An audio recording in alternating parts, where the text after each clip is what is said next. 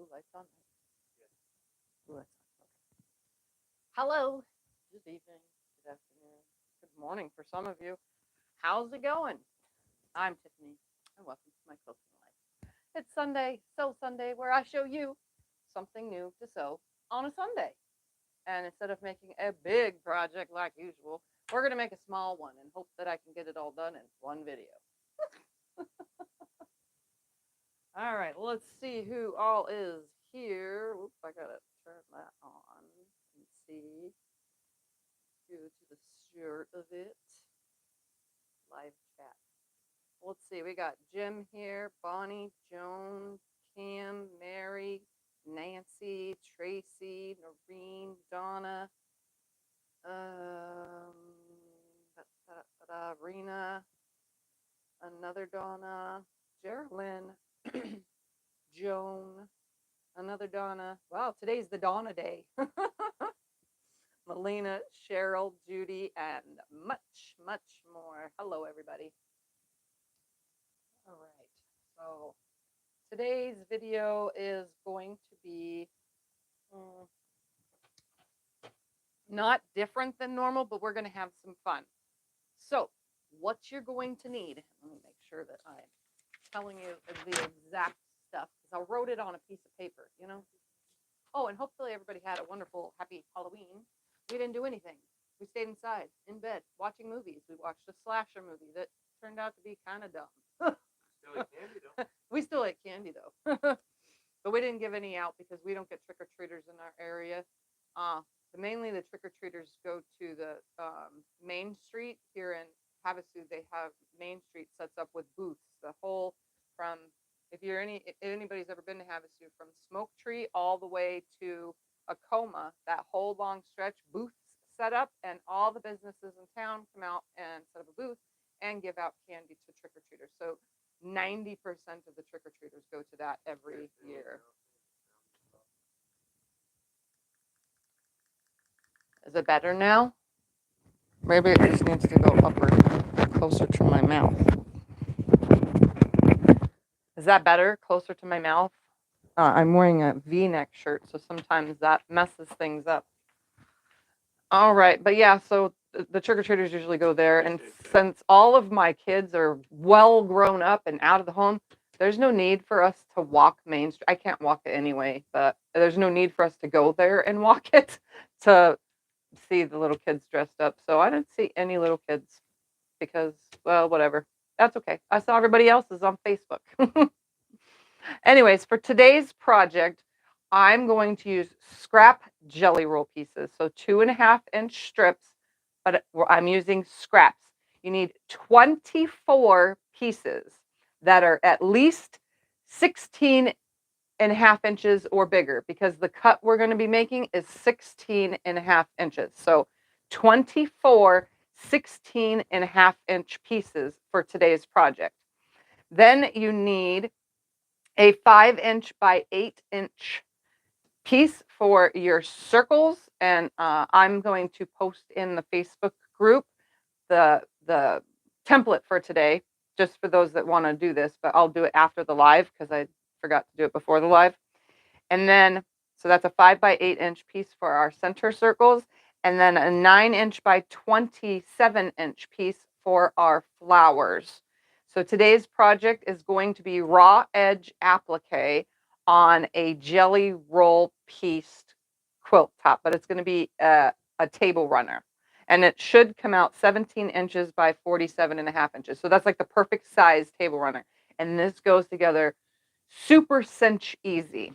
So what I need is my 24 pieces, and I'm going to tilt the camera down so that you can see my 24 pieces of fabric that me and Scott chose from my jelly roll scrap drawer that's only scraps of jelly roll pieces. So these are the colors that I'm using, and then my flowers will be this stripe fabric, and I totally forgot at the last minute, oh, hey, I needed a fabric for the center circles, so I'm just going to use this extra jelly roll strip as my circles for my flower. And what I am talking about is this flower right here. So we're going to make some of these, and we're going to use some, hold on, Pellon Wonder Under 805. It's paper-backed fusible web. That's what I'm going to be using as Wonder Under for my flowers. So let me hold this up to the screen for those of you that don't use Facebook. I'm going to try to hold it as best as I can at the screen so that you can take a screenshot right about there. So you can take a screenshot right there. Okay. That should have been long enough. And then be able to print that up, or, you know, crop the picture down and print it up. I even made sure that there's a 1-inch square on there, but I'll post it in the Facebook group. So I have 24 pieces, and I'm going to go ahead and cut them down to 16.5-inch strips. So I'm going to just, for now, go like this, stacking them all up.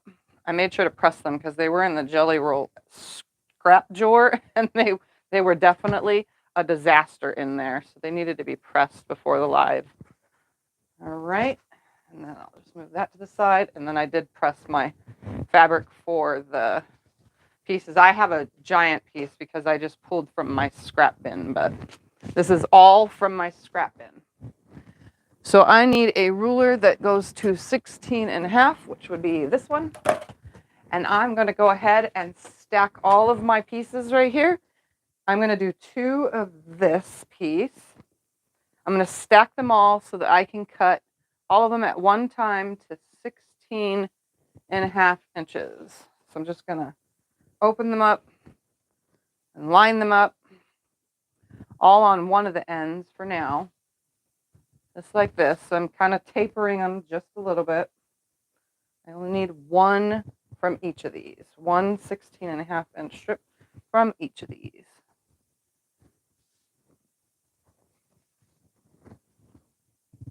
Let's cross that over because that does have salvage on it. As long as I get 16.5 inches. Move those out of the way because I don't need the excess off of those.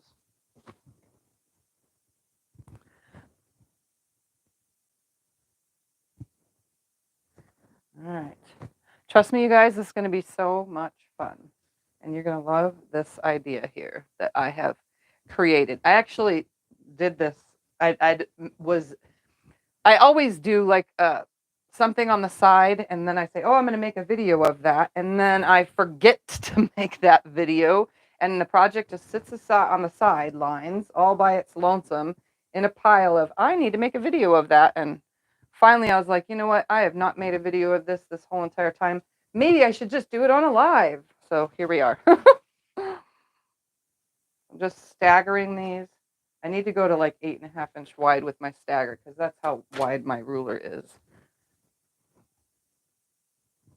So some of these were whole jelly roll strips. Some of them were just a piece of it, but they go in my jelly roll bin. I have a bin that's just for jelly roll scraps.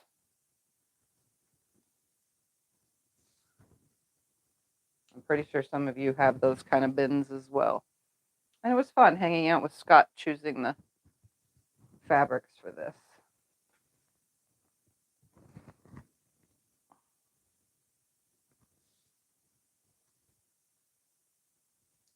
Stay straight. As long as I can keep these pieces straight all the way down.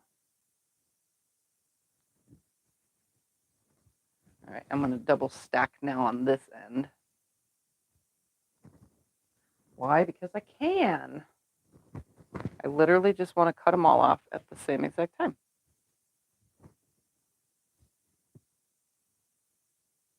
And I don't think any of these, except for like 4 of the pieces, go together from the same jelly roll.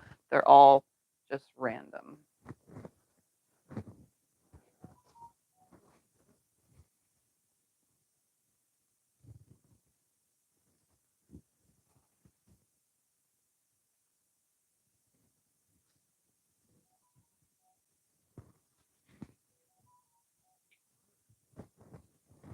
All right, 2 more to stack, and then I could chop this whole entire lovely pile that I have made. All right, so I'm gonna go ahead and start on the one end and make a nice straight cut. I'm going to do that in the standing mode. I'm just going to line my ruler up on a line right there and right here and cut all this off at the same exact time.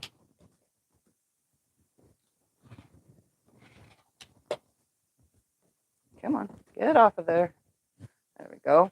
And then I'm going to turn my ruler to 16 1/2 right there. There and right there and right there. Perfect.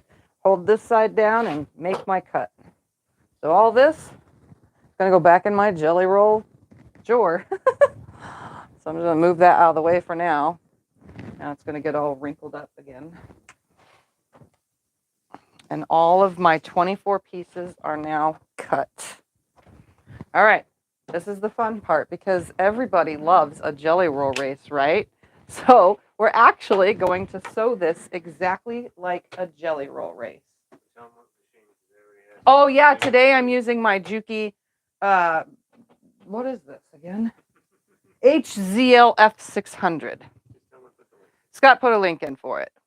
So I'm going to go ahead and start by sewing these all together end to end with a 1/4 inch seam allowance. So I'm literally just going to butt the ends up together like this and sew across with my very slow, quiet machine. Yeah, this is a very quiet machine. And I'm just going to randomly grab my strips to sew them together. So right now I'm just sewing them in sets of 2 and then I'll hook them together into 4 and so on and so forth. Until all of my pieces are quietly sewn together. I'm not used to quiet.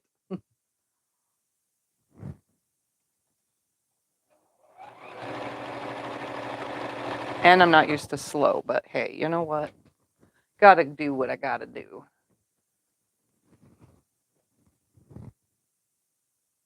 And I could bring each end up to itself.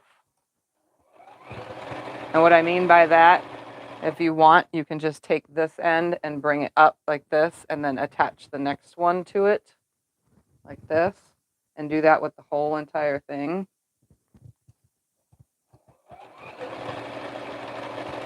Creating this weird thing with the little bumps right here.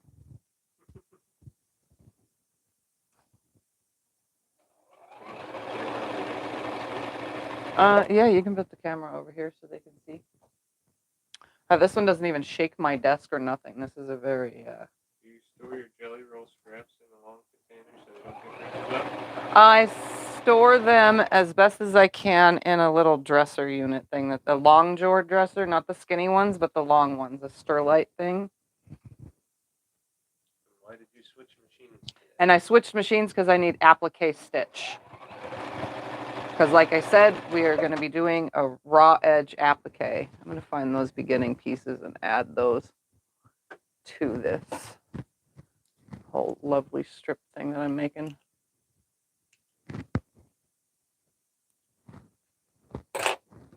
So I'm literally just hooking them together like this.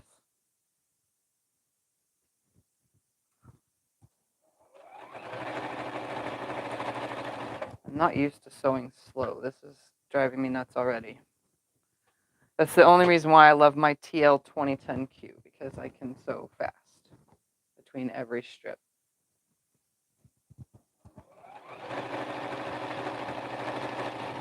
All right, find another end.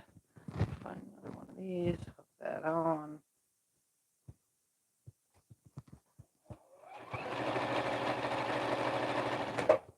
Bring the other end to it. Find another one of these, hook it on. And some of these have pinking on them. I'm not worried about that, as long as I'm center in between the pinking with my previous strip. Literally, they're 24 different pieces, so it doesn't matter which one goes to what.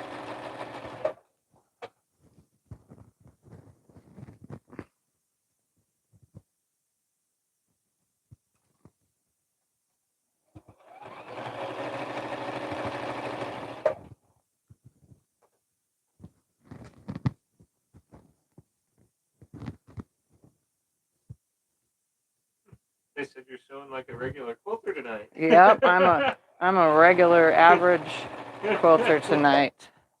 The ones that don't speed and sew super fast like me.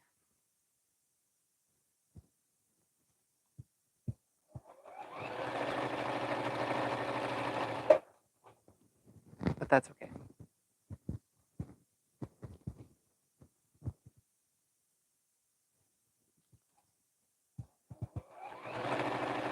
Honestly, can I be honest with you guys? This whole sewing slow thing takes the joy out of quilting for me because it takes so long to make something. So props to all of you who sew slow. They're right. Oh yeah, that's the right side. The wrong side almost looks like the right side, but it's not even a batik. So that's why this machine rarely gets used, huh? Yeah, that's why this machine rarely gets used because I don't want to suck the joy out of what I have here. I love to make quilts, but I definitely do not love sewing slow. I feel like that took 10 minutes to do that piece just now. Oh, calm down. You're doing good. I'm just messing around. I need a shirt that says, I sew fast. Why? Because I can. I have one that says I'm so fast and barefoot, but one that says I sew fast. And then a picture of a sewing machine that says, why? Because I can. All right, one more piece. Like I said, there's only 24 16.5-inch pieces here. They sew up pretty quick, or for me, pretty slow, but you know. Did you have any trouble adjusting to the Martelli cutter when you first started using it? Nope, I had no trouble adjusting to the Martelli cutter because at that time that I switched, I had carpal tunnel really bad, and it was like amazing. It was switching to that. It was like, oh, yay. I didn't have to get used to it at all. The only thing I had to get used to was changing the blade. Well, they can't seem to keep it lined up on the ruler. Keep veering away. Do you veer away when you're using your regular cutter? That's not a Martelli cutter. It's all about in the wrist. So now I have one, I'm going to show you all the fabrics while I'm here. Continuously long strip here. You're going to see all my little fabrics while we're here. They're not like exactly matchy-matchy, but they're all in the, you know, fall or tonal type colors. You know, what is the word for it? Worldly colors, because it's green and brown out there. With some yellow from the sun and some cream because I don't know what else. War. Yeah, they look like Civil War prints, is what Scott said. Well, I didn't realize some of them probably are, but like I said, it's just all this. Every last bit of this is all scrap. I don't know why that I don't play in the drawer of Jelly Roll scraps more often. All right, now that I have that shown to you, we're going to take the one end right here, and let's see what the other end was again. Where is it? Find the other end. Find it. There it is. It was the green, I think. Okay. I'm going to take this end right here, and I'm going to cut off about 5.5 inches on that. So I'm going to line it up right here on my, oh, that's the centimeters. 0, 1, 2, 3, 4, 5, and about half. So I'm literally going to fold this right here and cut off about 5.5 inches. Just like this. I'm going to fold it. I'm literally sitting right here. I'm not going anywhere. Just cut off that 5.5 inches to start and find my other end. And I've probably twisted it by now, but that's okay. We'll fix that when we get to the end. I'm going to line up my two ends, and we're going to slowly stitch from one end to the other, just like this. I'm going to hold it. This is exactly the same as the Jelly Roll race. And no, I'm not pressing in between. I'm just going to sew them. My seams will end up folding down like this, which is fine because when I go to press everything, I can straighten everything out then. So here we go. Nice long seam. Just have to make sure that I watch my twisting as I go.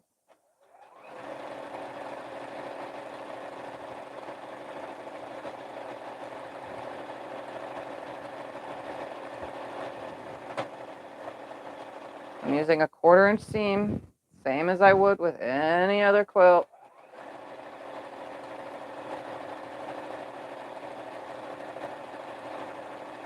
Again, my seams are just naturally pushing themselves down towards me.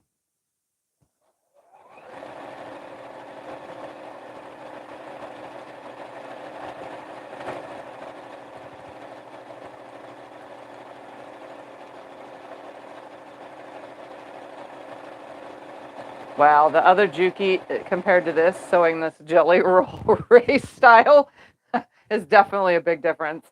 Like, super big difference. You want me to put the other one up there and then take this one back and forth? We can do that. No, I don't want to go back and forth. I'd rather just use one machine for the whole project. I just have to watch for when I'm out of bobbin, which I shouldn't be for a while because I should have plenty of bobbin. I'm just going to knock all that onto the floor, make it easier for me.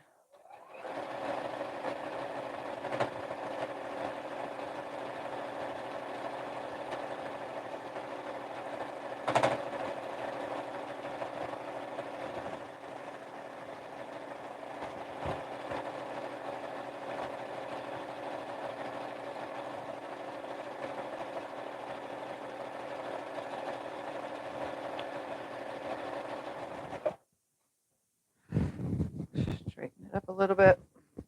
Pull some more onto my lap.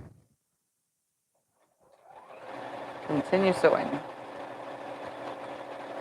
So you can see right here the pinking sticks out of these strips right here. I just have it centered on there so that the still catches my 1/4 inch seam even though the pinking sticks out.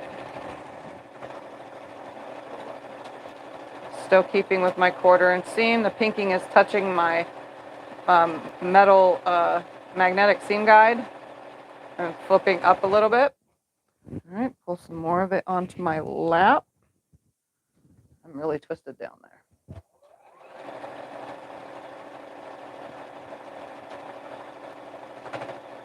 Obviously, if you're doing a jelly roll race, there's a lot longer of a seam than this.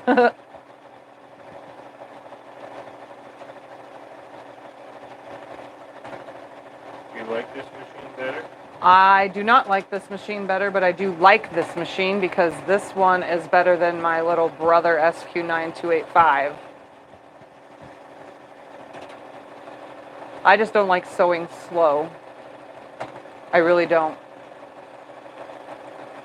Well, you like this machine? I like this because it has tons and tons of decorative stitches, which I use when I do things with decorative stitches.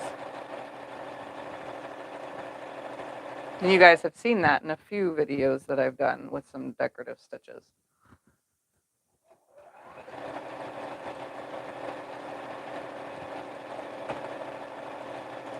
All right, so I'm coming close near to the end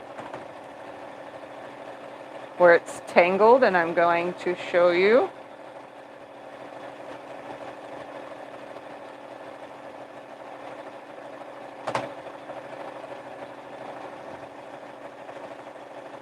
Get it about right here. Here is my nice tangled end right here. I'm just going to find where it meets up, which is going to be about right here. I'm going to straighten it onto each other, even though this isn't straight. I'm pulling it towards me, where hopefully you can see that on camera. I'm going to try to stack this on top of itself nicely now that I know where my fold is. I'm going to lay it right here. And there we have, I'm going to create that fold. It's lined up on both sides, so I have a nice straight line. And I'm going to make my cut. And then I'm going to untangle and both these ends. I mean, it's a little off, but that's okay. We're going to trim everything anyway in the end, so.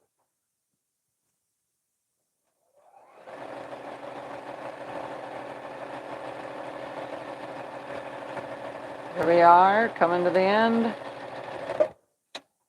All right, I'm going to go ahead, cut that thread, and I am now ready to finger push. I'm going to just use my fingernail to finger press this open to one side, just like this.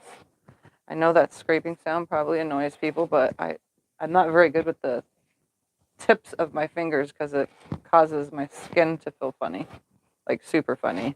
Drives my nerves crazy. So I use my fingernail. What nail I do have? I actually have a just grab that out. My wooden thing. That probably will do a lot better. I'm just going to go ahead now and just finish. I open it, press it, open it, press it.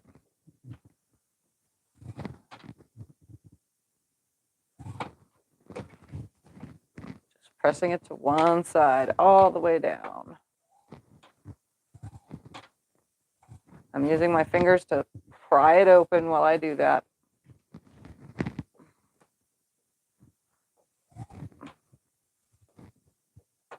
And all these side seams will stay facing down. You can press them though if you need to at this point. That's up to the maker. What's the tool you're using? This is a wooden seam press. So it's like a finger, but it's wooden. And you can find them at tquilts.com. He's on. Oh, T is on? Yeah. Yeah, you can find them at tquilts.com. I'm pretty sure she still has some. She sells these with the matching seam rippers that are wooden. Yeah. Yep, you guys can click on the link, and if she puts her site in. Oh, you put it in? Okay. Yeah, you can put the link. That goes to, yeah, the link goes to her her YouTube, but her YouTube channel has her website, so. All right. This is better than using my not very long fingernail right now. I'm kind of glad I remembered that I had this thing. It literally sits where I could see it too, so I don't know why I don't ever use all my specialty tools. All right. I just threw that on the floor. How lovely. There we go. All right, now that I have this end, I'm going to find my other end very carefully without tangling anything. I'm just going to lay this whole thing on my lap. You can see that I'm just folding it onto my lap, trying to keep it from getting tangled. Go all the way to that other end.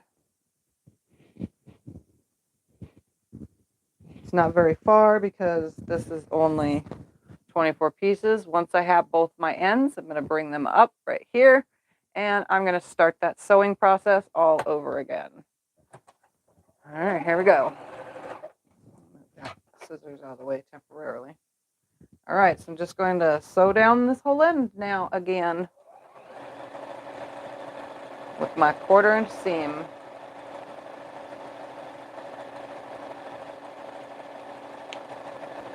And I'm just going to place whatever way the seam was pushed, I'm just going to push them that way.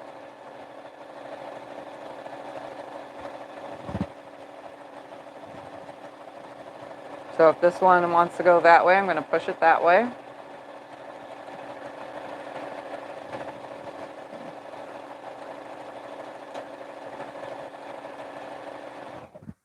All right, I'm just going to fix some more up so I can keep going.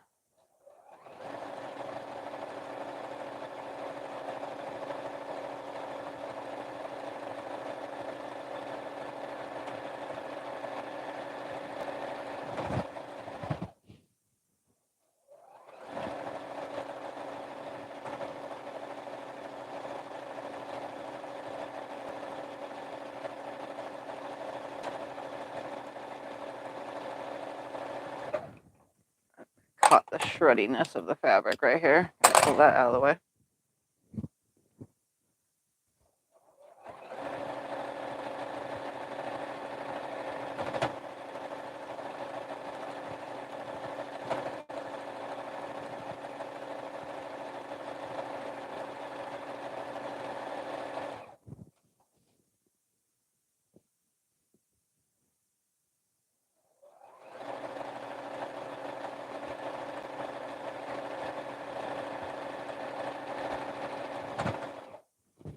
My end this time is not tangled.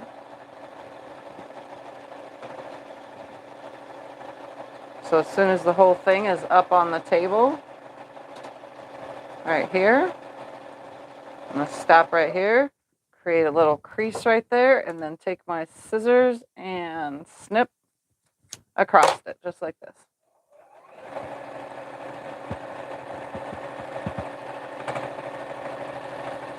All right.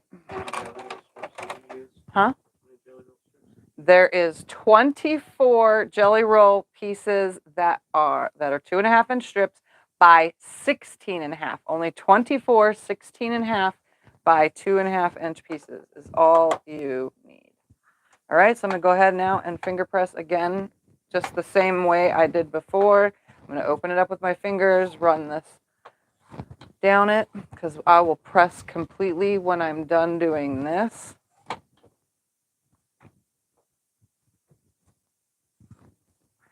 Just opening it up, pressing it to one side.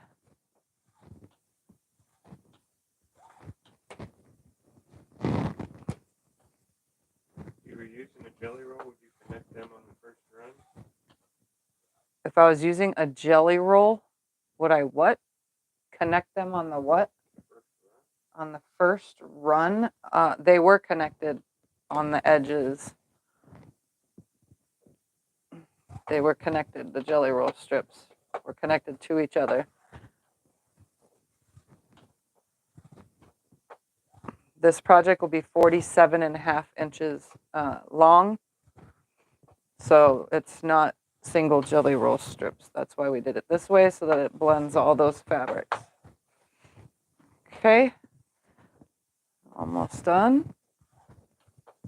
Just finger pressing it over. And now I'm going to bring that other end up this one more time. Just one more time. So it will be 8 across.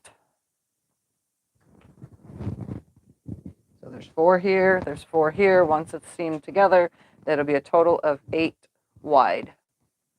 All right, so I'm gonna match that end up right here and start sewing. Here we go.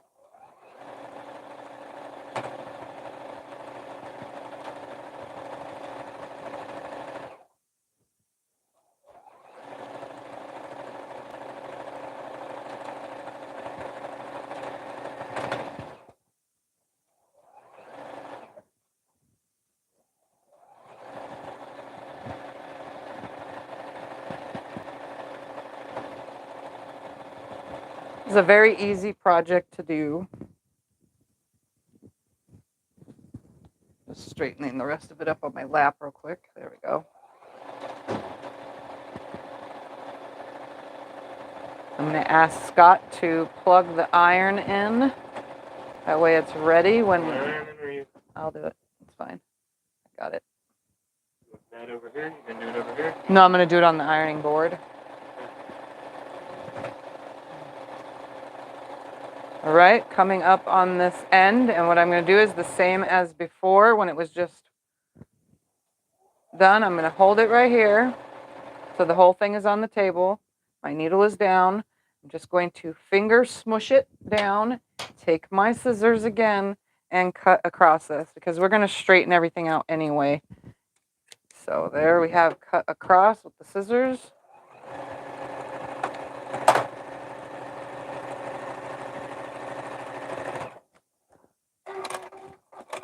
Okay, and now I'm just going to finger push this back and then take the whole thing to the iron when it's warmed up and press it.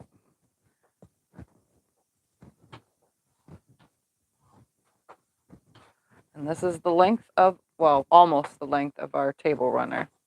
Obviously, we're going to trim it down just a smidge so that it's 47. But if you can get bigger than 47 from it, you know, because your end's fully lined up. See, mine did not. There's a piece sticking out. But if this fully lined up nicely, then you can just go with it from there. All right, so I'm going to take this over and press it and have Scott put the camera back where it goes. So that way the next step can be visible.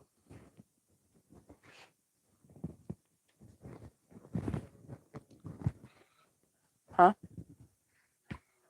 Yeah, sure. All right. Once he puts the camera back, we're going to start an auction tonight because it's been a while since we've done one. So Scott's going to hang something up. I don't know what just yet, but something. And I'm going to press this. Okay. All right. He's going to hang something up. It is a project that I did in a video from an open gate video. It is a little, I don't know the size, but he'll tell you in a minute how big it is. It's just a wall hanging and it has hanging hooks. I'm just pressing my jelly roll strips.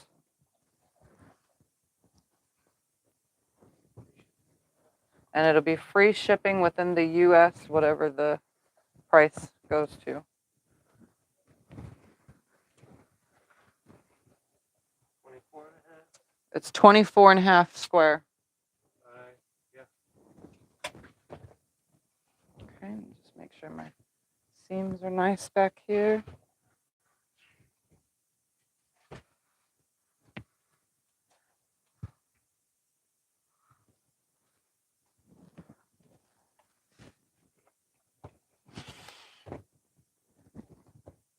I just kind of let the bidding start at whatever because it's, oh, it hasn't started, just started off at 10. Just so you guys can start. We'll let that run for a bit while I press all this. The strips are 16 and a half inches, the pieces that I used. Let me turn this around real quick and press from the top because I want it to be as flat as possible for the next step.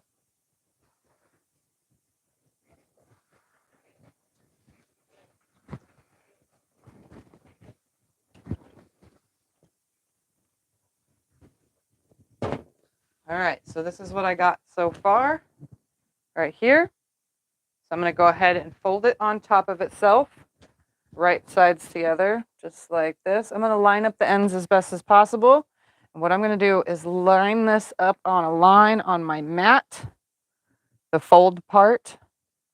And that looks pretty straight right here. And then I'm going to go ahead and trim this end up. Where's my long ruler? I stuck it over here somewhere. There it is. So I'm going to go ahead and trim this edge up. Right here, I'm going to get it to the 23 mark on mine. So it'll be 46 inches for this. So this one will be 46 inches. My last one I got to 47. But anyway. All right, so there that is. Now for the next step, I'm going to go ahead and just place this out of the way. And what we're going to do is grab our flower fabric and we're going to grab our template.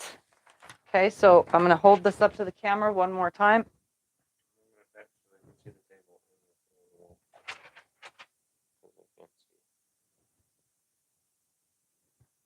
I'm going to hold this to the camera one more time.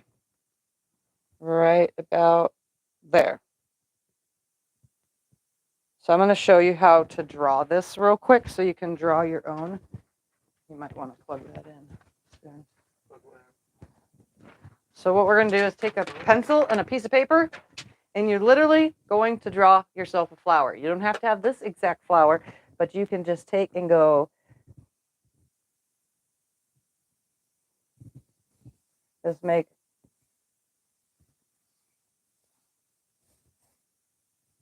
like this. You literally just draw a flower on a piece of paper. And so that you can see it through on your Wonder Under, you can make it in the dark. I did this one a little bit more better. So like I said, I'll post that in the Facebook group so that you guys can print it up on your own. So I'm going to go ahead now and draw some flowers on the paper side of my Wonder Under. And I should get 3 of them. So I'm going to draw 3 flowers. And I'm using a pencil. I'm just going to trace my flower with pencil.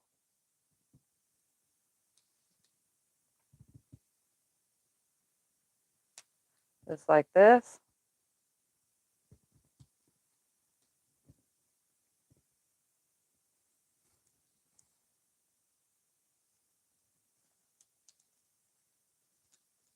I wish I knew how to put this as a PDF, but I don't know how to even put the design on a computer. So I'm going to draw 3 of those onto here. I should be able to fit this all in less than 1 yard of Wonder Under. I'm just tracing 3 flowers on here. If you want to do more than 3, you can, but I'm only doing 3.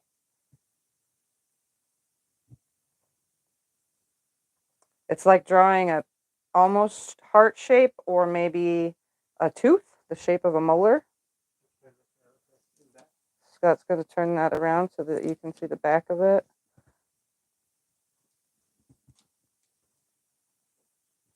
All right, there's 2 drawn on my paper. I'll go ahead and draw my 3rd on my Wonder Under right here.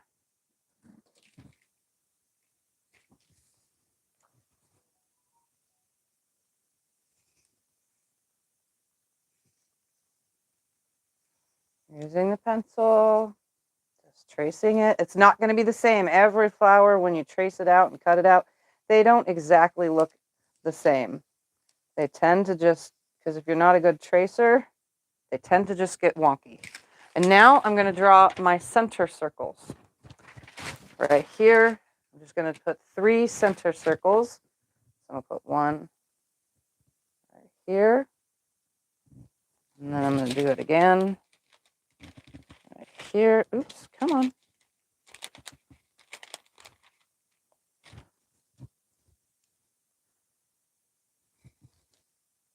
And then 1 more right here. Now all of my pieces are on my Wonder Under. I'm going to go ahead and cut away all this excess right there. And then set this aside.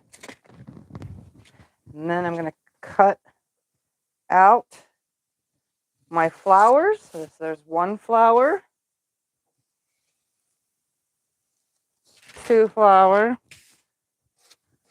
3 flowers, and then I'm going to go ahead and cut my 3 circles sort of out,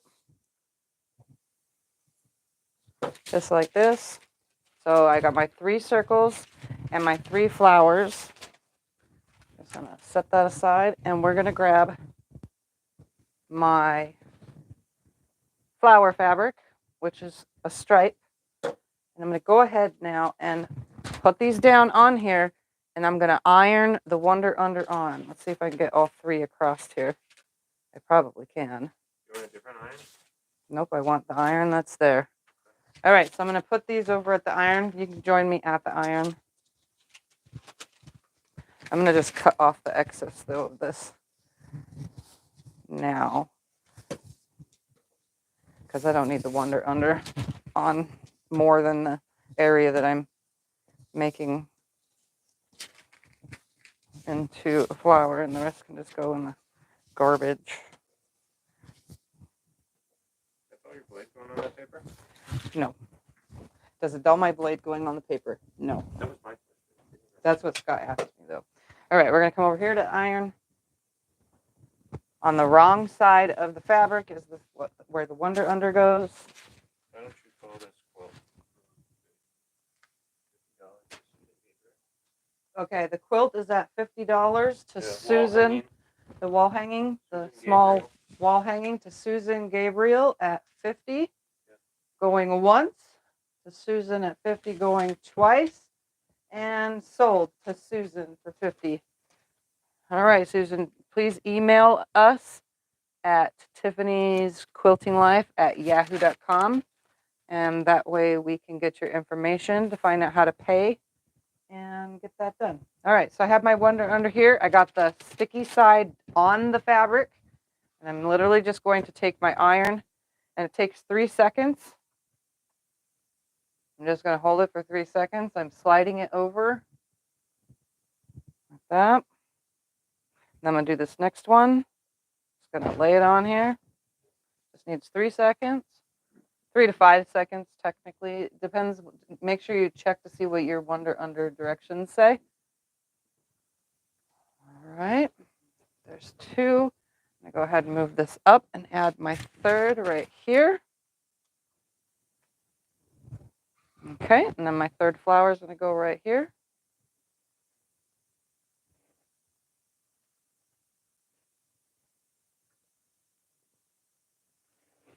Okay, these are all on there. Go ahead and set that aside, and then I'm going to grab the fabric that I chose to be my center right here. So I chose this to be my center circles because I forgot to go choose a fabric, so I'm just going to put this fabric on there. I'm going to put it right here on my, I'm going to line it up. They're literally 2.5-inch circles. That's why I said you don't need much. I'll line that up on there, and I'm just going to iron those onto there. Can I use any brand of blade on the Martelli cutter? You can use any brand of blade on the Martelli cutter. Although I found that there's one on eBay blade that's a cheapy blades that you find on eBay and stuff. I found that there's one, you can put the camera back, that does not work with it because the notches are funky on it. All right, we're going to go ahead now and cut out all of our pieces. So I'm just going to roughly cut my fabric out right here. Just like this, that, and right there. Again, all you needed was a 5 by 8 inch for your center circles, and then you only needed a 9 by 27 inch for all 3 of your flowers. All right, so I'm going to move that fabric out of the way, and I am going to take my scissors and cut out all of this. So I'm going to go ahead and chop this off first. I'm going to cut out all my circles on my drawn line, and they're not perfect. They're purposely wonky. I did use what is that thing, that metal that we used in school to turn? What's that called, Scotty? It was metal. It had a metal thing and it had a pencil. Yeah, a compass. I did use that to make the original circle for this right here. But you can just draw a circle if you'd like. And draw out your flower. Because you can have a pointy flower if you want. You can have this flower. You can have whatever you want because it's your quilt.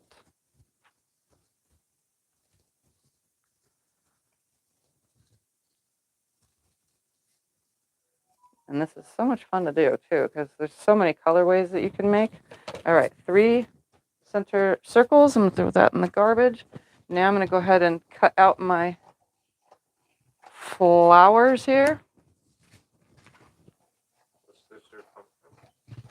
Of the circle is 2.5 inches. It's a 2.5-inch circle. And then this is, the flower comes out 8. Let's use this as a marking tool. It's about 1, 2, 3, 4, 5, 6, 7. It's about 8 inches of a flower in circumference. But it's wonky. It's not fully squared. Like I said, I'll put a Facebook picture in Facebook later. And those of you that just use Facebook, you'll be able to, go on there and get it. But for those here, I held it to the camera. All right, so I'm cutting my flowers out. Just going to follow it around. Like I said, it's not perfect. I'm not even on the line every single time. They all are going to end up different.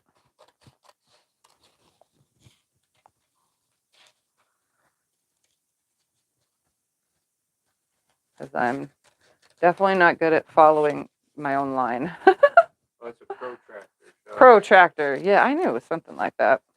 it's been a while since that. Yeah, I use the protractor to get the center circles. Because I have one in here, which is something I didn't think I would need for my quilting stuff, but I did. I've used it more than once on many projects.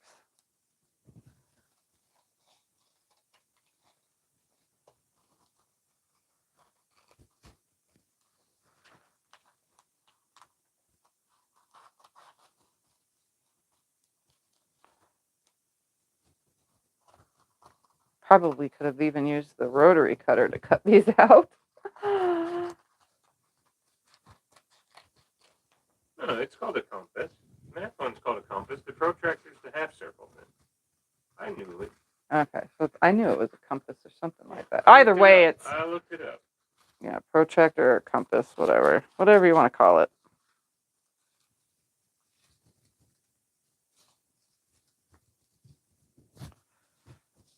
Okay, coming up on this final. There we go. So here is one of my flowers. Doesn't that look cool as a stripe? That's going to look great on there. All right, so there's one down, 2 more to go. And I really don't like using scissors, but I'm going to go ahead and do this. First, I'm going to cut out these parts. Maybe that will help my hand a little bit better. Because I have arthritis in my fingers, so it makes stuff like this hard to do for my hands.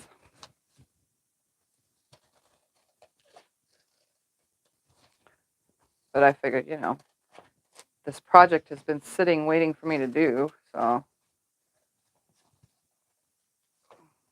that way you guys could have a fun applique project, because people ask me all the time, do you ever do applique? And I'm like, yeah, sometimes. And I know this drives my wasting fabric brain crazy cutting it like this, but that's okay.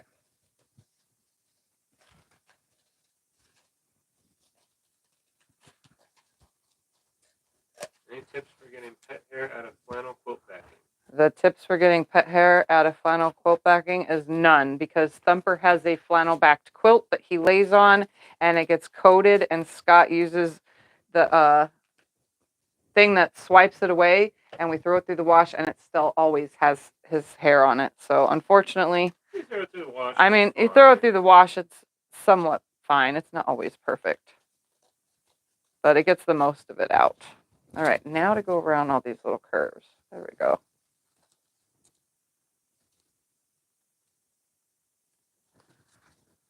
Yeah, this might have been easier.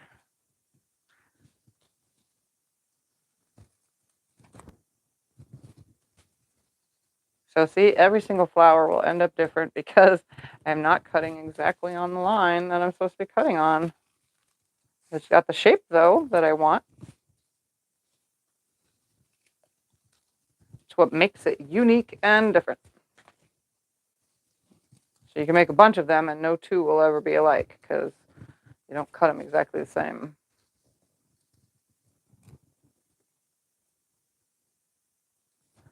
All right, there's number 2. 1 more to go.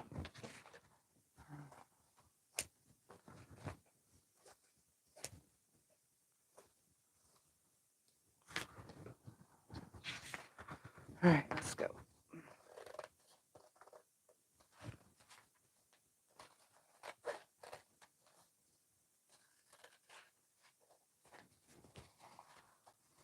Come on, right there. Thank you.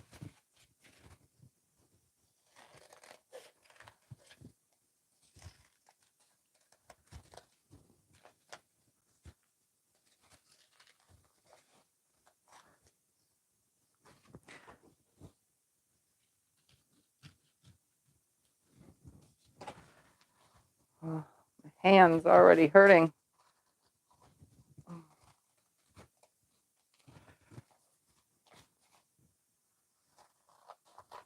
It's the only thing about applique that I don't like is the scissor cutting of raw edge applique.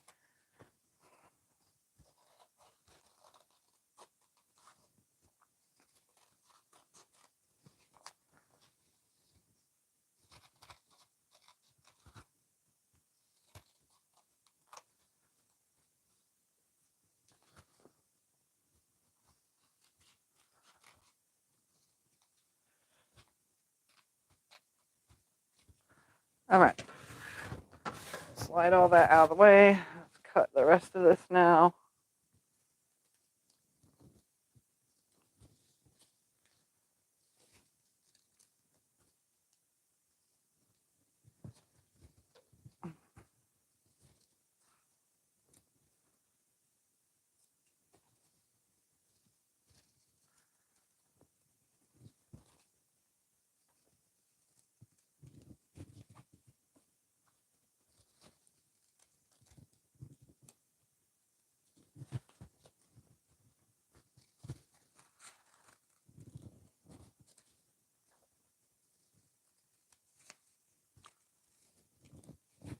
All right. Third flower is ready. Just going to slide all that out of the way. We're going to go over to the iron now, and we're going to put these on our, cut all the ends, right? Yep, and yep. Okay. We're going to put these and our little circles onto the quilt top over at the iron. Is that a double-sided fusible? No, it's a double-sided fusible, yes. It's the Pellon, yes. It's the Pellon Wonder Under 805 paperback fusible web. Okay. So I'm going to go ahead now and lay this out right here. Well, tell them what your favorite cake is. My favorite cake is German chocolate. Yeah, this is German chocolate girl. I love my German chocolate cake. I do need to get rid of some of these strings. Where's my little snips? I have some strings sticking out of my seams, and I don't want that behind my, some of them are pulling right out. I'm playing housekeeping real quick with this. Get all this out of here. And then I'll press it one more time to flatten it back out from pulling all these out. Because I don't know where my flowers are going to go yet, but I don't want these strings behind everything.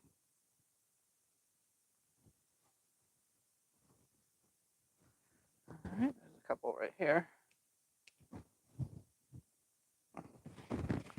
All right, I'm going to give it a good press so that it's sitting here nice and flat. Since I have moved it, I want it to stay nice and flat right here. All right. Give it a little steam to ensure that this is super flat. Place the iron over there. And we're going to take our flowers now. Okay, and I'm going to score the back right here with my scissors. And then I'm just going to fold it right here. Finding that end right there.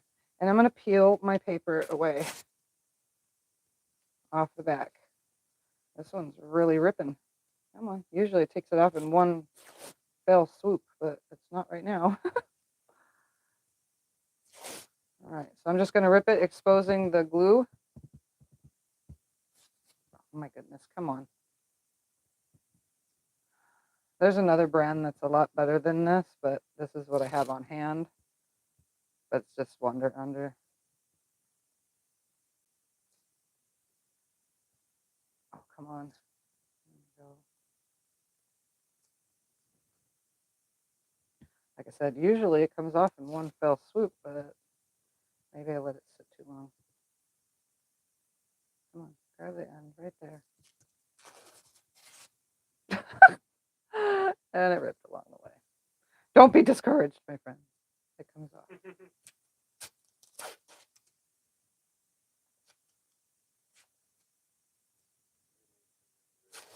Oh, thank you guys for the birthday wishes. Tomorrow is my birthday. I will be 500. I'm just kidding. That's how old I feel. I'll be 44 tomorrow. I know some of you out there thought I looked younger than that, so just making sure you know. I'm 44. That's how old I am tomorrow. Okay, just static cling to me, I guess. Let's see if the next one comes off easier than this.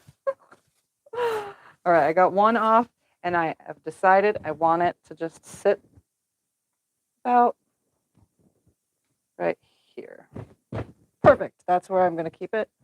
Move this paper out of the way, and we're going to try to peel another one.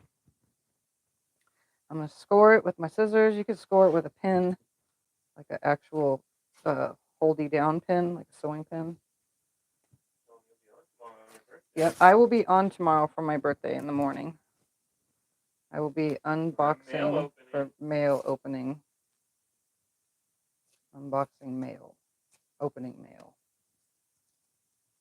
Sometime in the morning. All right, please just come all the way off. Thank you. One fell swoop, see? Sometimes it just wants to come off properly. Sometimes it does not. All right, and then I have, oh, I saw, oh, there it is right there. One more petal had some still on it.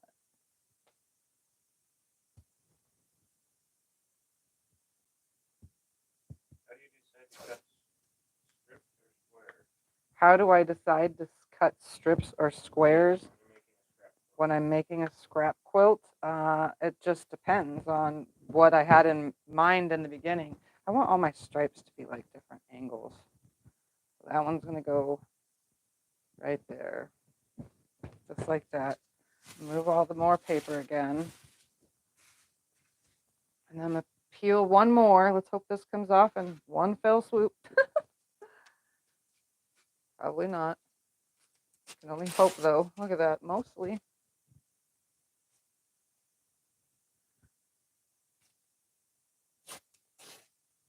This is how we make a mess in our sewing rooms with this stuff.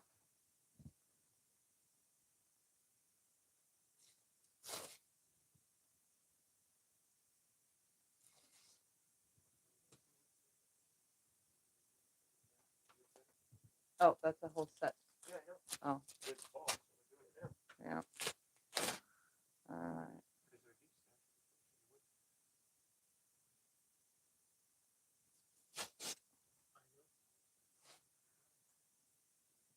A little bit more to peel off. There we go. Can I have my little trash can over there while you're right there? Yep. All right, and then my last little Right behind you. flower, thank you, is going to go about right here. Okay. Just going to flatten that out. It's going right on top. Now I need my little centers. I have to score these because I'm never able to grab from the edge. I don't know what it is, but my fingers just can't do it, I guess. I don't know. And it's staticky to my fingers, go figure. Okay, there's one. Oops, I missed a spot. And put that in the center right there. And let's score these two.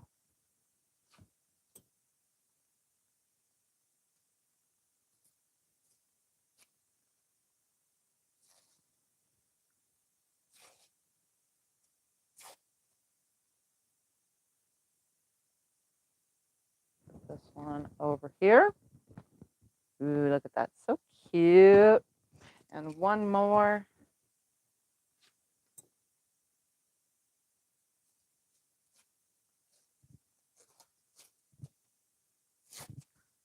Goes right here. Ta-da! Now that I have them where I want them, I'm going to make sure that I throw all this in the trash real quick because it's static clinging to everything.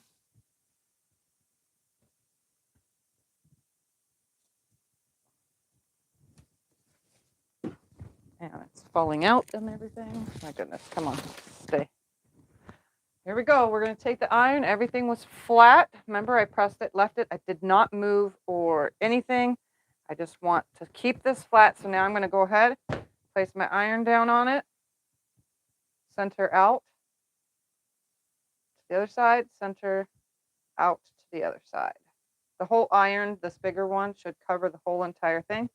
Then I'll give it a swoop over it, and then I'll lay it down again on this one. Everything's nice and flat. Perfect, perfect, perfect. Lay it in the center. Go to the right. The iron should cover the whole entire thing. And then go to the left. And then give it a quick over. And now I'm going to do this last flower over here. Set it down. Go to one side. Then go to the other. Give it a good once over. Just like that. And there we go. So we're going to go ahead now and applique stitch around this, but I want to show you while we're right here what it looks like in other colors. Now that I have that part ready, I'm going to show you my example one and what it looks like when it's already stitched down and everything. So this one I used a very prominent checker fabric, as you can see, with a yellow in the middle. So that is my example one. You can put your flowers in a line, or you can have them staggered. You could do 4 if you wanted, do one here, one, and one, kind of thing. But doesn't this look so much fun? And you can have fun with all your different backgrounds and all your flowers. So there's the example. Let's go over now and do some applique stitch on our one we just created. Yep. All right. And here's the new one. So now we're just going to applique stitch on it.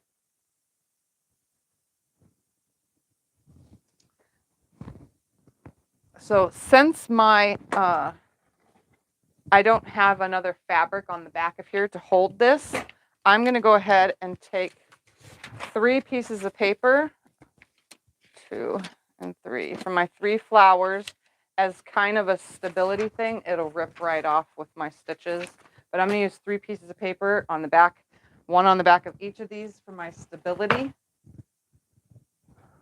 And then there, come over here. I'm going to choose a decorative stitch. I don't need that no more. I'm going to choose, what do we got up here? You can do a decorative stitch. You can do a blanket stitch. I'm going to do a blanket stitch, and I want blanket stitch number 4, I think. Number 4. All right. I forgot how to do this real quick. 1, 2, 3. We're going to go that way. That one. That's okay. Have I tried a paper towel for stabilizer? No, I have not. I just use paper.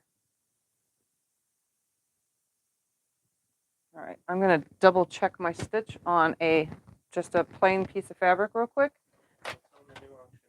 The new auction is up, so it is a little table topper. It comes with a matching bowl cozy and a needle minder that matches.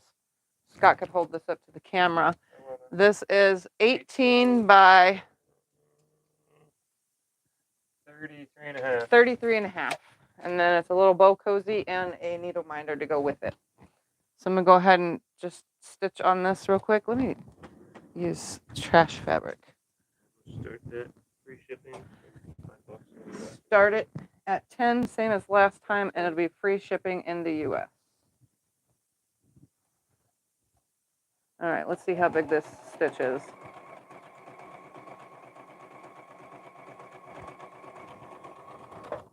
I want skinnier than that, so I'm going to make it skinnier. I want this to be wider.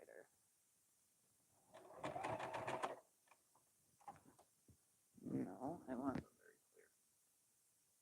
Let's see.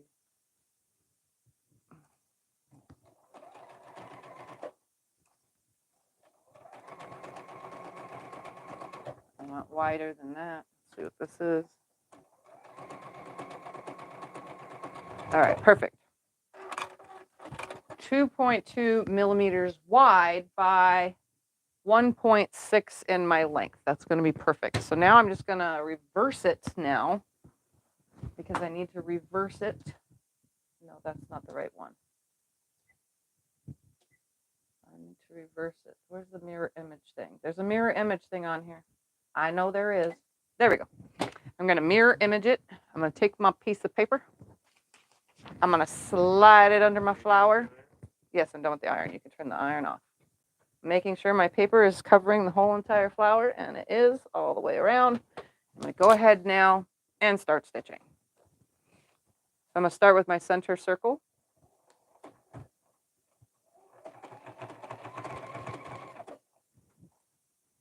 And go all the way around that. And it looks like my mirror image is wrong on that one. Hold on, let me reflip. There we go. That's okay that the first part is messed up.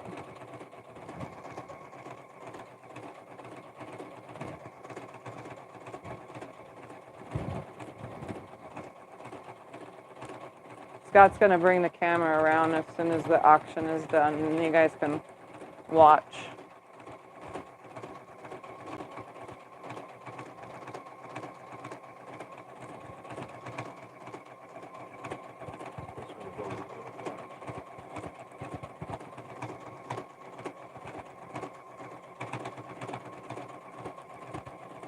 All right. So you can see my piece of paper held it so that it didn't scrunch anything up. So now I'm just going to go, I did the circle in the middle. Now I'm going to start going around the edges. Did I leave my little snips over there? Yes, you did. Can I have them, please? I'll get them.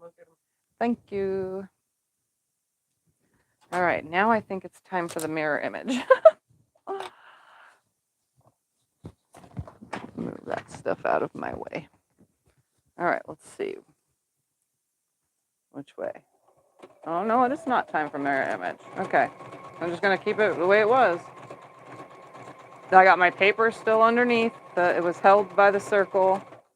I'm just going to adjust as I go, stitching all the way around this.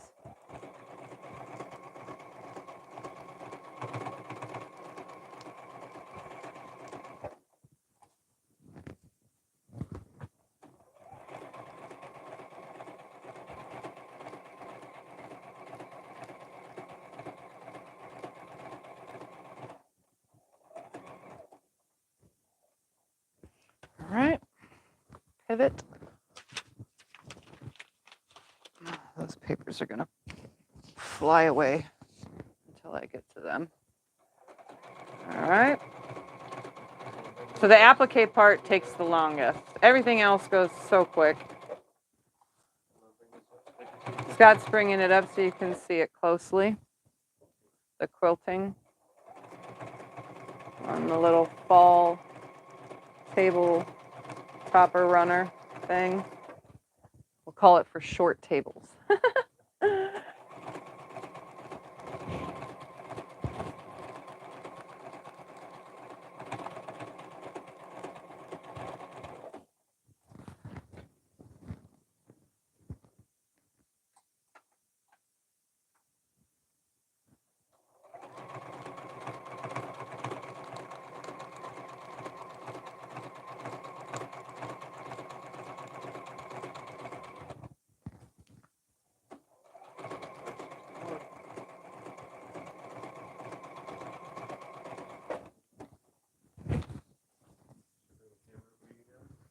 Yep, Scott's gonna put the camera over at me. Where are we at?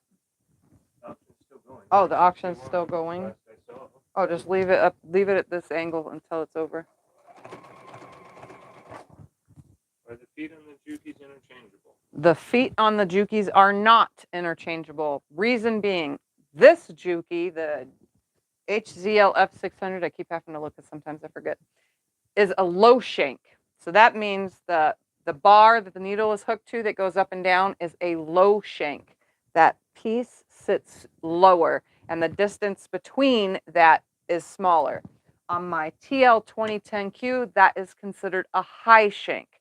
So it has a longer foot neck, and on the part that sits up here that it hooks to is longer between the distance of the bed and the top of the thing, and the needle distance is longer on the part that goes up and down. So these are low shank machine, and my TL 2010Q is a high shank. So no, the feet are not interchangeable. Okay, pivot this way.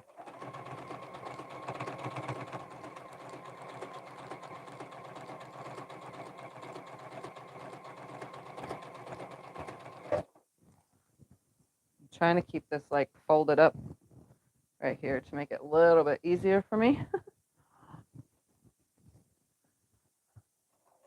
There's a lot of turning when doing applique and pivoting.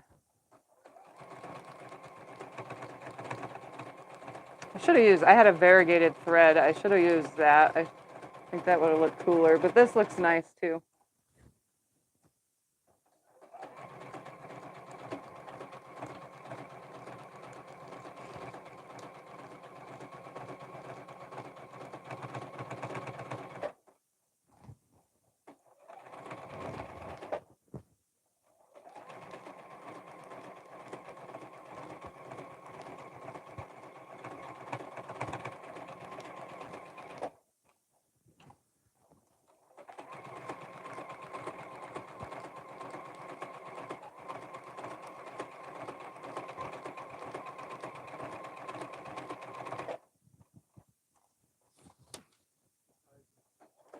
Where are we at?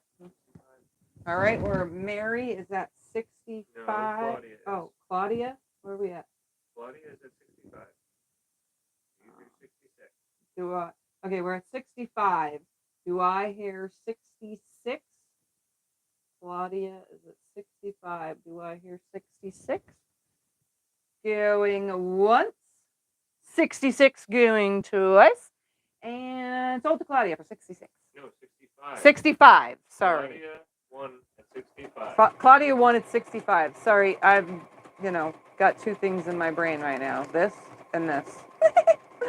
All right, so Claudia, you know how, email us, let us know how you want to pay at Tiffany's Quilting Life at yahoo.com. We take Venmo, PayPal, and Zelle.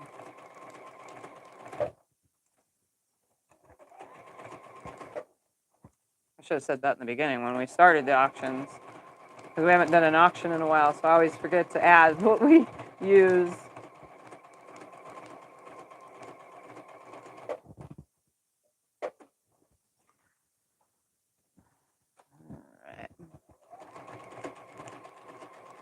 This is the part, this literally takes so long to do.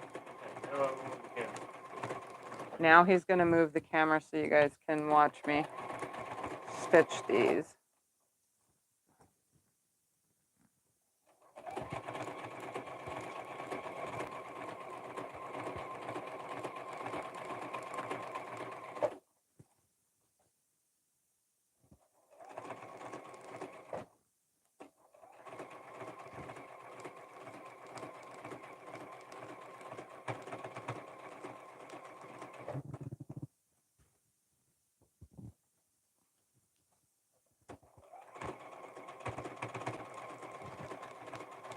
So I line it up on that, when it does the double stitch and it goes out, I line that out one along the edge and the in one just lands where it lands. So I try to keep it along the edge, but unfortunately it doesn't always stay that way because, I'm a sloppy applicator. I'm at that point where, I just want to get it done when I do this part. So I just, do my best.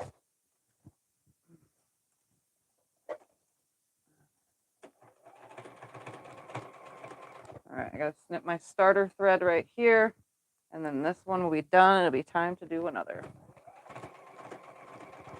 Is that the Juki that you usually stitch on? This is not the Juki I usually stitch on. This is my extra machine specifically for stuff like this. All right, tie it off. Cut my thread, and there I have one so far. Yes, it has needle down and it has a thread cutter. This has all sorts of stuff, but you can see my stitching landed on the paper. So all I have to do is rip the paper away when I'm ready. So for now, I'm just gonna grab another piece of paper and go to another flower. Can you choose the needle up? Can I choose needle up? The needle always ends up. Unless I'm continuously sewing, then it goes down. All right, I'm gonna go ahead and put my piece of paper under here. Feel from my paper right there. Set the edge right there. Oh, no, need to bring it down a little. All right, my paper is where I need it. I'm just gonna slide this over, put this down, and stitch around my circle first, holding my paper in place.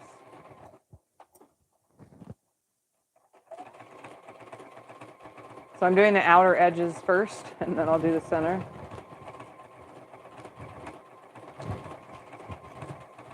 See, when I let my foot off the pedal, it stops with the needle down 90% of the time.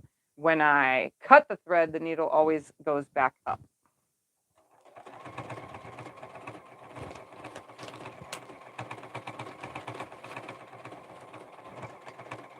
And I do have a different color thread in the bobbin, but that's okay because the tension on the machine is like perfect. So it really didn't matter what color bobbin I had.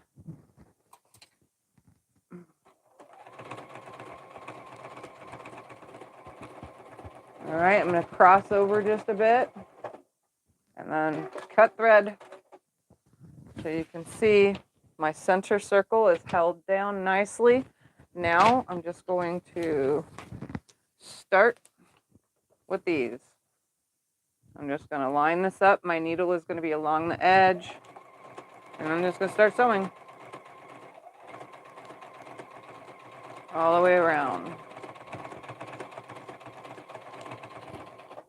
Sometimes I fully pivot. Sometimes it's just a half a pivot. I'm going to go ahead and cut away my starting thread now. And I'm also going to roll this up. I'll pull the paper off later though, but right now I'm just going to roll it so that I can keep continuously turning the whole thing.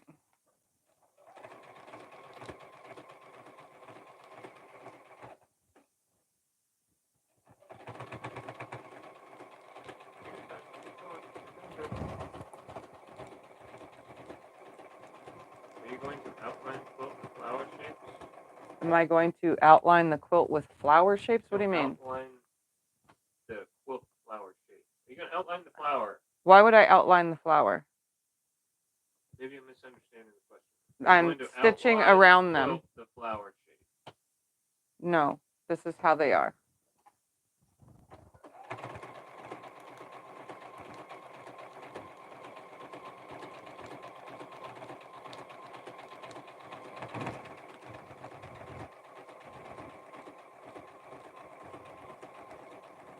This is what's outlining the flowers right now, is the stitch all the way around. My blanket stitch. Can you quilt it? Are you going to quilt over? I will probably quilt it with through the whole thing. Or maybe around it or something. I don't know. I don't know how I'm going to quilt it. I never even quilted the other one yet because I was waiting to make sure that I made the video on this, which I never did. So unfortunately, now I can quilt them both.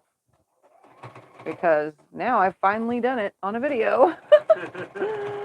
Took me long enough. It's been sitting over there for like a year. I literally did the other one like a year ago. Echo quilt flowers.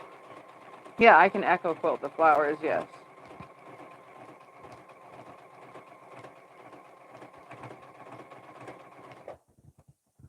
All right, pivot.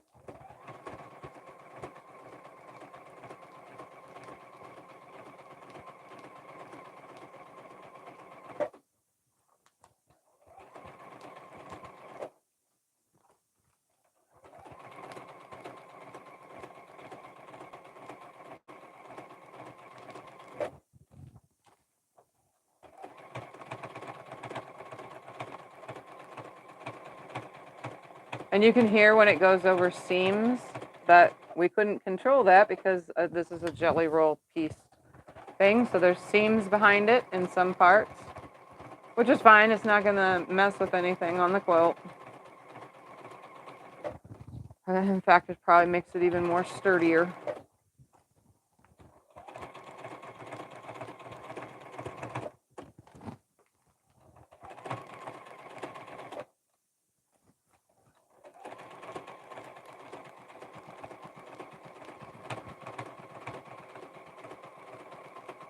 And like I said, after the video, I'll put the image of the flower in the Facebook group for those that want to make this with my original design.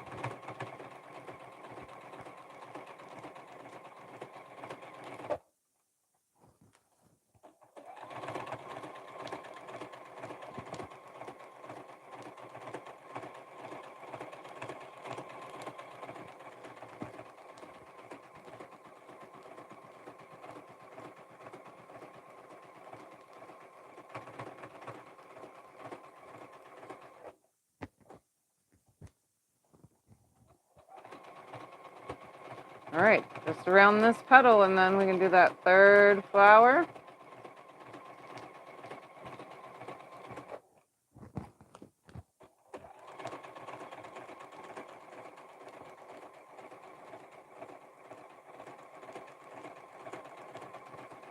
You can actually do this in a whole quilt too if you wanted to make a jelly roll race and then applique a bunch of flowers onto it. That would look really cool. You know, they give the jelly roll race a little bit more definition. All right. Tie it off. Cut that thread, and now we're going to go to the middle. So you can see my paper, the flower landed on the paper. Kept it nice and sturdy while I did this. Now I just need one more piece of paper, and it's just printer paper. I will change my needle though after I do this one on my machine, because the printer paper is a little bit different than actual using, you know, applique stuff that's meant for applique, like putting the fusible on the back side so that you can applique. But I'm just using paper. For me, it's easier. All right, so I'm gonna put my circle on first.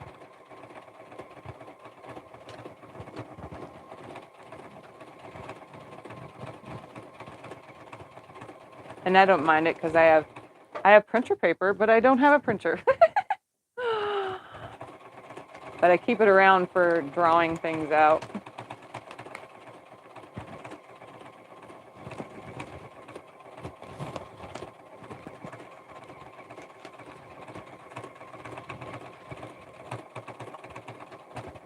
Cross over, tack it down, cut the thread, and now go over here to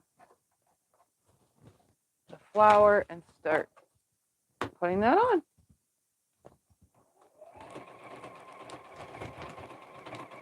And this is the last flower, so hopefully it goes pretty quick.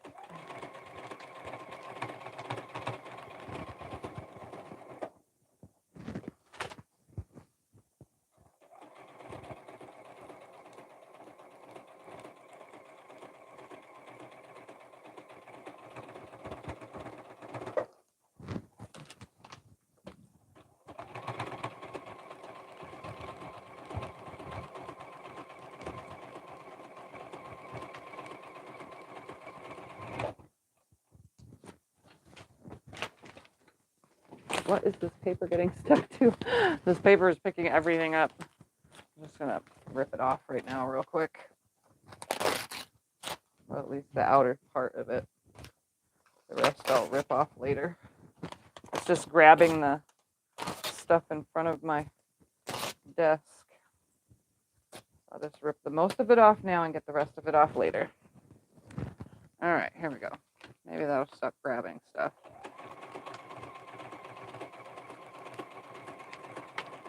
All the while I'm holding everything nice and flat too, if you haven't noticed. That's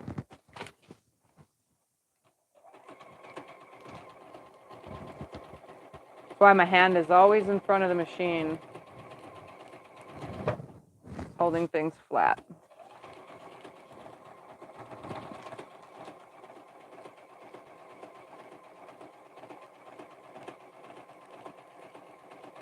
While I'm right here, I'm going to go ahead and rip this one. At least Is that the stitches on the machine screen there? Yes, that is on the machine screen. That's the stitch I'm using. I'm using number 1 at 2.2 wide by 1.6 in length. So it's 2.2 on the width of it, and then the length between is 1.6. Oh, I'm at a pivot.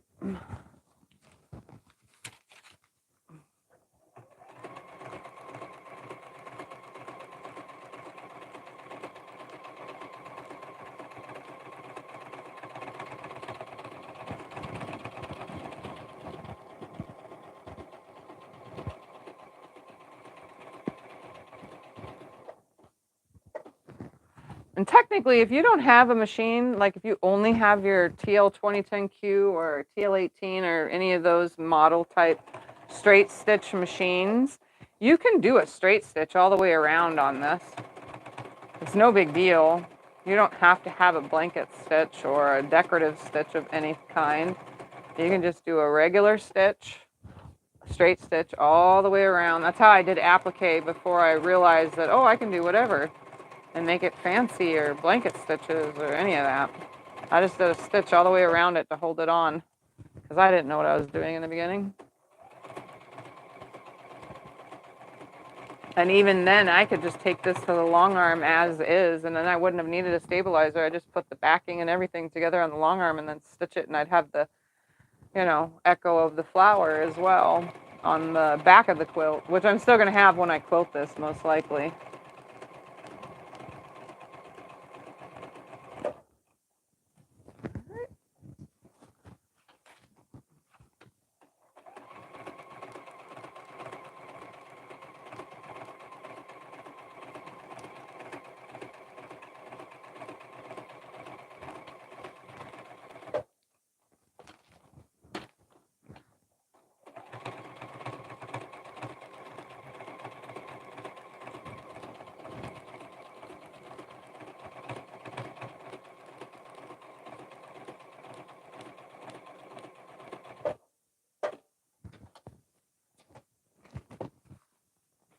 3 more petals.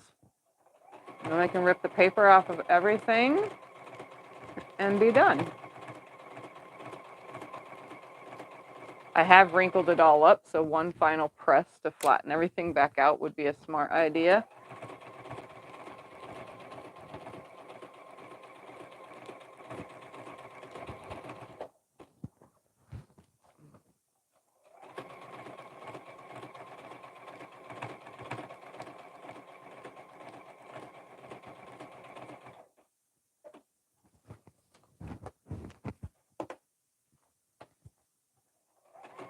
Cuddle binding, would you do a straight stitch or zigzag?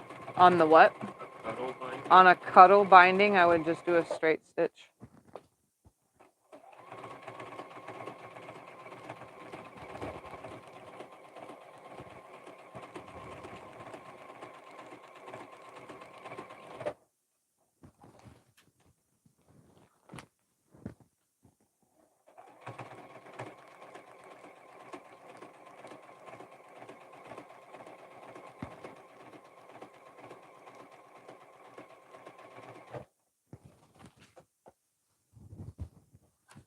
All right, last petal.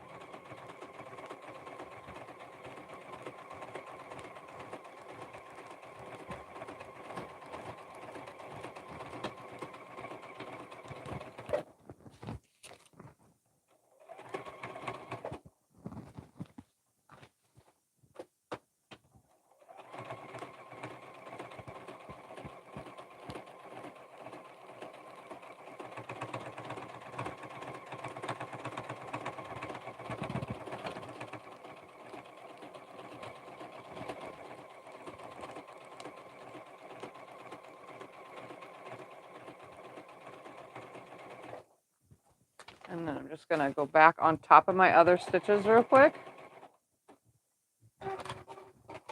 And cut away. Now it's time to rip the paper off. And I'm going to cut away these, finding more little pieces in my seam. All right, so I'm just going to rip this paper off the rest of the way. Want me to help? Oh, I can get it.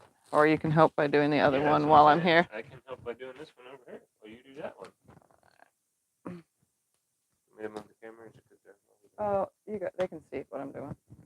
Let me bring the trash bin up here though for the paper. It's not easy for the part that's inside the flower, is it? No, it's not easy for the part inside the flower, but there's a trick to that. Take paper and score it with your scissors. Then it comes off perfectly. You're my cookie. That's how I do these kind of things. All right. My cookie.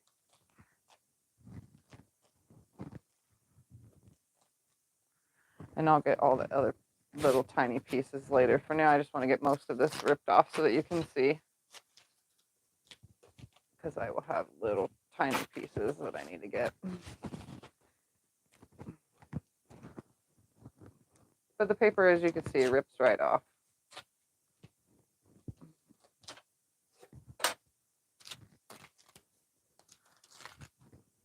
If you don't want to use scissors to score your paper to get these off, you can just take a long pin and just run it across there because it'll still tear the paper. So however you want to do it. I'm pretty confident that I'm not going to rip my fabric going through the fabric on the paper. I am holding the quilt. On my side. I am holding the quilt as I rip the paper though, because I definitely don't want to rip my stitches or anything. So that's why I'm holding it as I go, so that I don't rip any stitches. How large is your blanket stitch on the petals? The blanket stitch on the petals is a 2.2 wide by 1.6 long.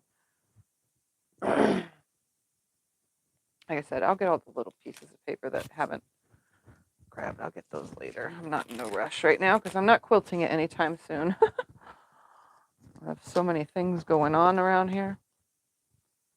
I got work and.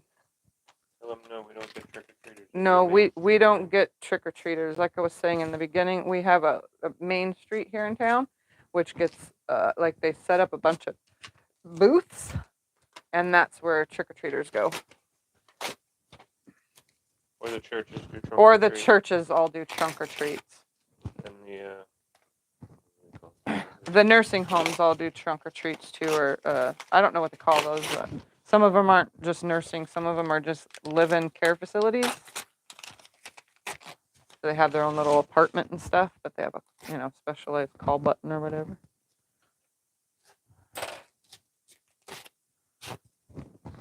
Well, look at you. You're slick quick.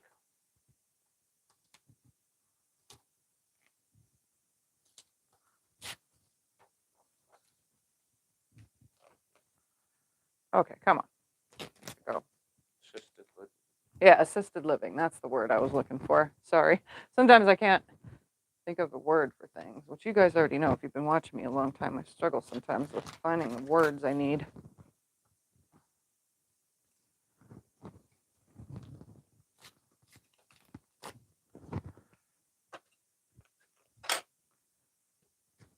I didn't score that one through yet. Give me a cool little trick.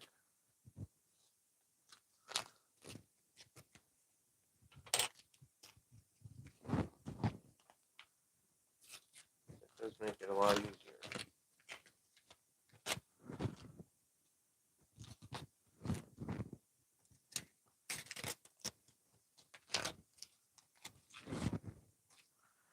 Almost done ripping the paper off. Or at least the big giant portions of it. Like I said, I'll just use, you can use like tweezers or something to pull all the little pieces of paper, but you didn't even have to use paper. You could use, if you have embroidery tearaway, that would work. Because I have some, but I just don't want to go in the room and grab it when I could just use paper because it's already right here. All right.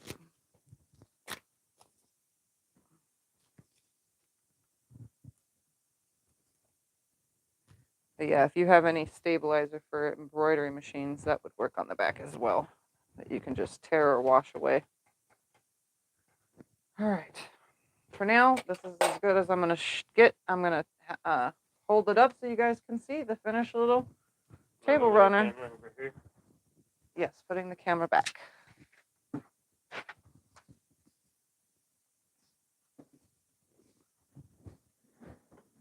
All right, this is done. So I'll pull this down and put the table runners up on here. Here, you take that. All right, here's the one we just made. Just gonna hang it right here on the wall so you can see it. And I'm crooked. Like every time I hang something, I always hang it. How do I do that? My arms are the same distance when I reach up. All right, so this one is 46 and it should be 17 inches. Where's my chingamabobber? I'm going to make sure, but it should be 17. My other one is 17. Oh, this one's 16 and a quarter. Did it change because it needs to be ironed? No, it's 16 and a quarter. So this one's 16 and a quarter by 46 and a quarter. Don't ask me how it did that. Maybe when I applicated it shrunk down. Either way, it's going to be somewhere in that size range. And then here was my sample one that I made. You can see this one's just a smidge longer. I cut the same size pieces too, so that makes no sense. So that was my sample, and that is my new one.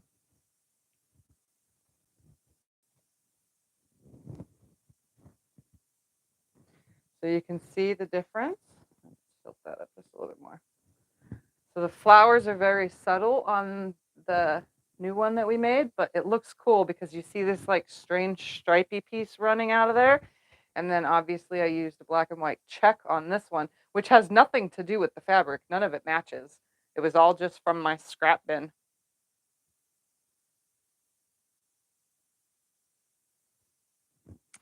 All right, so there that is. And then one more time for those that are just following the video only, I'm going to carefully hold this up to the screen. Here is the, oh, Sandra, thank you. How sweet. That was very nice of you. All right, so I'm holding that up to the camera if you want to take a screenshot. And then, you know, crop your screenshot to be able to print that up. But again, you can just take and draw a flower on a piece of paper any which way. You know, I tried to make this one better.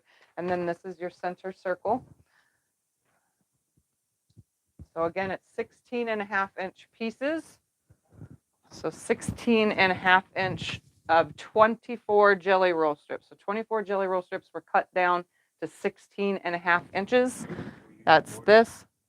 No, I'm not going to do border. These are wide enough for a table runner. If I did a border, it would make it even more wider. I do have enough of this stripe, though. If I wanted to go around the one we just made with a stripe, I could do that. But I'm not going to because I don't want to. I think it looks fine just like this. When I bind this one, I could probably just bind it in that stripe. And then this one, I didn't have enough. I barely had any of this checker. So I might bind it in like a red or a pink or maybe a yellow or something. Again, it's just the scraps from the jelly roll strips. As long as they're 16.5 inches, that's all you need. And then you sew it up just like a jelly roll race. And then you stop when you have 8. So you sew the 2, then it sews the 4, and then it sews the 4 and 4, making 8. I love it. I like this one. I really like this. I think it turned out great. Just has a certain zen to it. And then this one's like, hey, look at me. All right, any questions before I get off of here? Don't forget, I will post this in the Facebook group for all of those that want to follow along and actually have what I made as the piece. There that is. I'll watch the chat for questions. All right.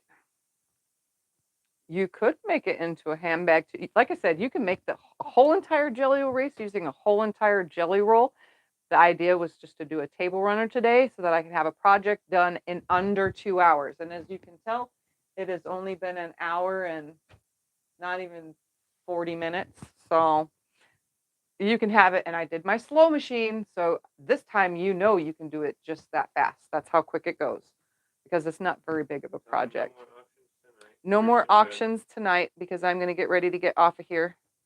Tomorrow's my birthday. So I want to, like, you know, hang out with Scott, watch a movie or something and relax. And then tomorrow, I have a lot to do tomorrow. So I want to relax before I have fun tomorrow and party like a rock star because I'm not really going to party, but whatever. We'll probably go out to eat. What was the question was I'm doing for my birthday. I'll have a mail opening in the morning. So don't forget, there'll be a mail opening sometime in the morning. I never know what time that's going to be. It's just random. So watch out for my channel in the morning time for a live stream to notify you. Just make sure you hit the bell so you can get the notifications when I'm live. So I'll do the live stream in the morning. And then there was something else we were doing tomorrow. We were going to go somewhere. No, not tomorrow. I'm going to the post office. I don't remember. And then I'm going to work on the long arm because I have long arm stuff. And that's fun. That's joyful to me, is to play on the long arm. And then we're going to go out to dinner. I'm going to nap, then go to dinner. Don't know where we're going to go yet. We always go to either Red Robin or Chili's. It's your birthday. You can go It's my wherever you birthday. I want. could go wherever I want. I can go to the steakhouse. I could go to Angelina's, which is a pasta place. I could go wherever I want, but it's always Red Robin or Chili's because I like the burgers at both places. So, and then come home after dinner and kick my feet up and watch TV. That's the best day ever, is to just sit and watch movies and TV shows all day long. Oh, yes, breakfast at Tiffany's is Thursday. Yes, it will be Thursday at 7 a.m. my time here in Arizona. Remember, there's not a pre thing, so that just make sure at around 7 a.m. on Thursday, this Thursday coming up, that you're waiting on my channel, and you'll see it will pop up that I'll be live. Alrighty, and those asking for email verification, yes, I got Claudia's, and I don't know if I got another one. So far, I only see Claudia.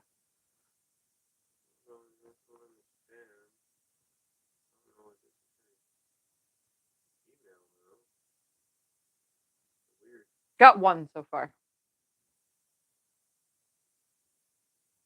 It's Tiffany's Quilting Life at yahoo.com. All right, guys. Oh, I know Joy says Red Robin onion rings. They are good, but I have to stay away from onion. No onion for me. Oh, thank you, dear mom. That's so sweet. Dairy Queen. Oh. You can't have Dairy Queen. I can't have Dairy Queen and go out to eat because my gut will not be happy. But I can do Dairy Queen the next day and have it day after birthday. All right.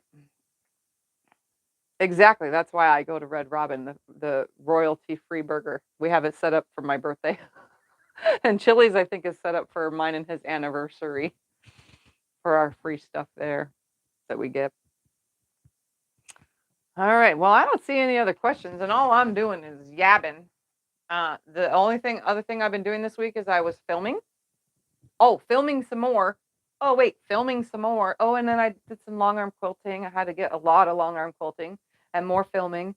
And so, not this week, as of starting tomorrow is Monday through Friday, but the following week, there should be new videos coming to my channel. So look forward to that. But obviously, this week has Breakfast at Tiffany's and tomorrow, so that's a lot of videos in 1 week. Tell Susan Gabriel to send us an email with her address. Susan, please send us an email with your address. We got one that went to the spam file, but it just says this is my email, so I don't know. We got one that went to spam that just says this is my email, and so we don't know. Yeah, I don't know if it's her or not. Don't we have a thing that says explanation email so they can read exactly what it's saying, just in case my fingers? All right. Okay, I'm done. Thank you guys all for watching. If you make this project, please post pictures in the Facebook group and or on Instagram and tag at Tiffany's Quilting Life on Instagram so that I can see it, because I always like to see the things that you are doing, or you can email me a picture as well. We see those too. So if you make it, let me know, because I want to see what you guys do. And then don't forget, I'm going to post the picture, this thing, right here in the Facebook group. So see you guys later tomorrow, because that's when I'll be on. Bye. And thank you for the birthday wishes.